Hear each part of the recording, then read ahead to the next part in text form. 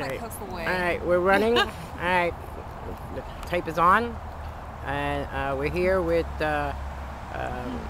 Jamie and Tanis, and they're going to tell us their story of the suspension from Union University in January of 2010, and what had happened to them since then. So, who wants to start? I'll start. Okay, in December, I guess, I went out of the country to visit my sister, and I'd been in a relationship with Jamie since the beginning of September was when we met at Union. We played soccer together. We were 2009? Yes, 2009. We played soccer together, and we started dating, but it was a Baptist college, so it was kind of kept hush-hush, and only our close friends knew about it. But in December, my parents found a Skype message between me and Jamie, and it just told each other like how much we loved each other, miss each other. And at that point, my parents immediately pulled me out of school, contacted my coach and told them that we were together, and they made me call Jamie and tell her that we weren't allowed to be in contact anymore, and just that like I had no contact whatsoever, and I'd be switching schools, and I was wrong and all this stuff. So I got back into the country, and we called Jamie, and at this point Jamie and I didn't talk for a few days just because I had nowhere to get in touch with her. They took my phone, my computer, pretty much everything from me, and made me transfer schools to Samford University, which is in Birmingham, Alabama. I was able to luckily choose where I wanted to go, and I kind of knew that that would be closer to Jamie, where she lived in Georgia, or if she was going to be at Union, which is in Jackson, Tennessee at that point.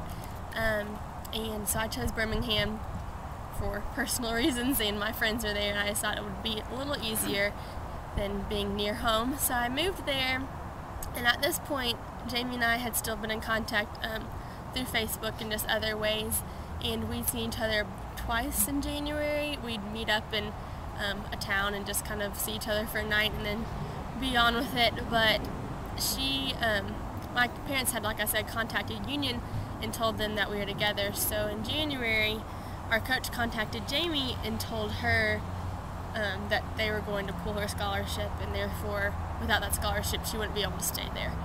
I don't know if you want to cut in there.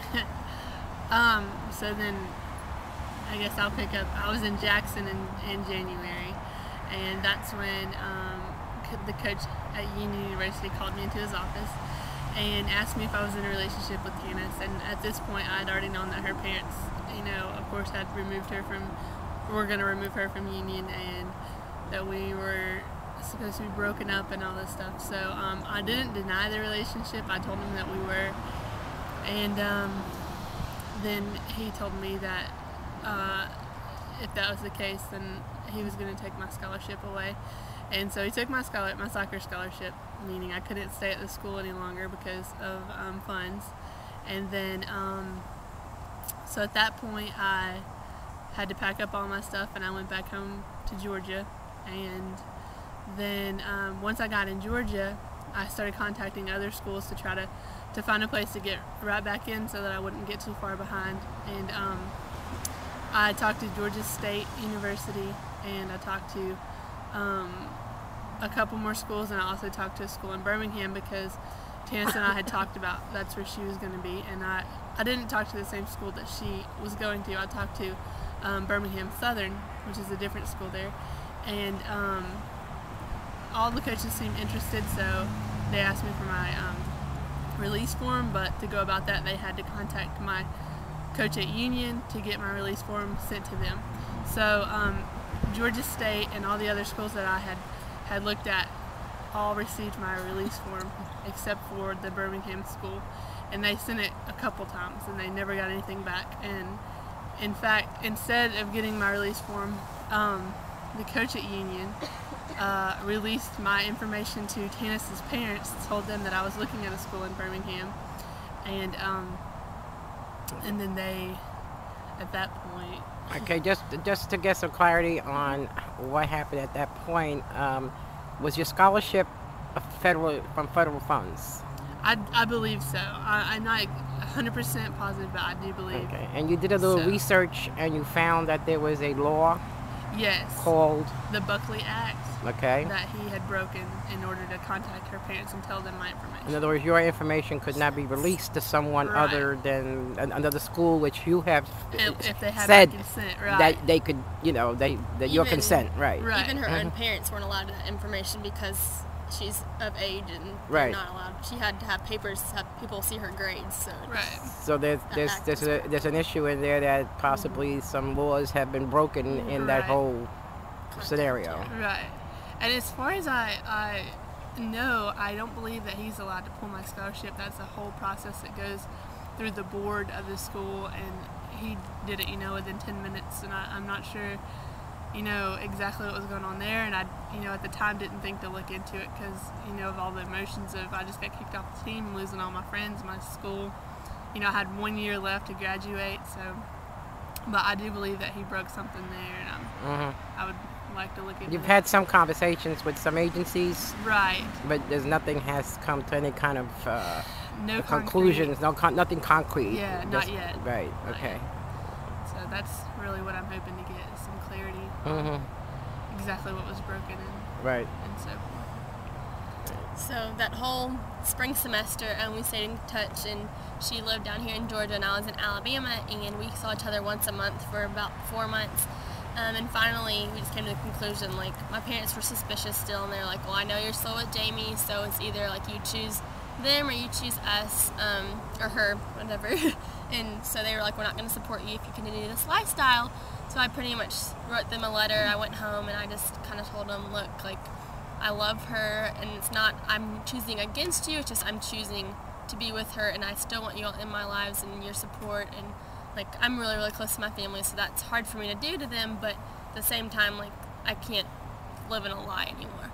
So I told them that I would be moving down here to Georgia if they weren't going to support me, so got on a Greyhound bus, 2 suitcases, and I moved down here. And at the time, Jamie had a job working at Apple Mountain Resort, which is in Clarksville, and I luckily was able to get a job within the first week I was here at the same place, different department.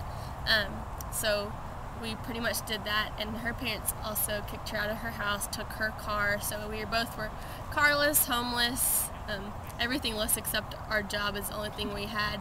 So her sister actually let us move in with her for the first month. We were both down here together, which was difficult, but it was a place to stay, so we were thankful for that until we had enough money to provide for ourselves and find a place to stay.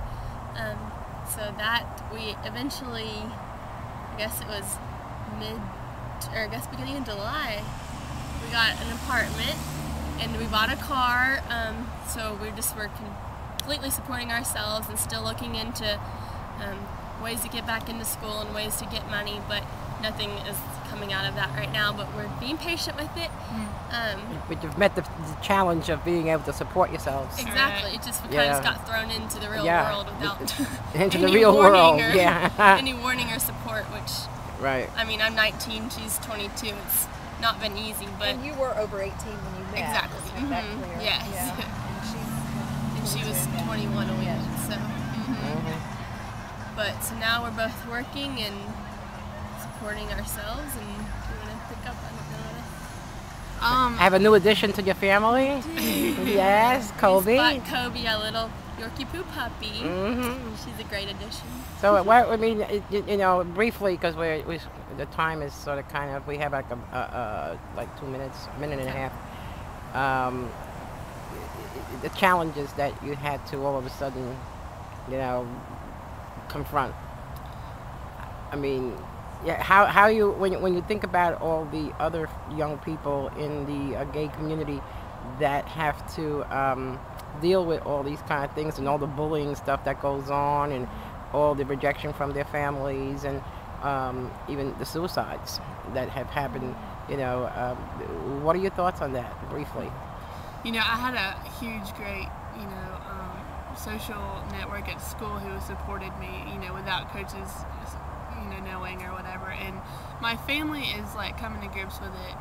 My mom has her ups and her downs, because we're a very close family. And, I'm gaining their support, and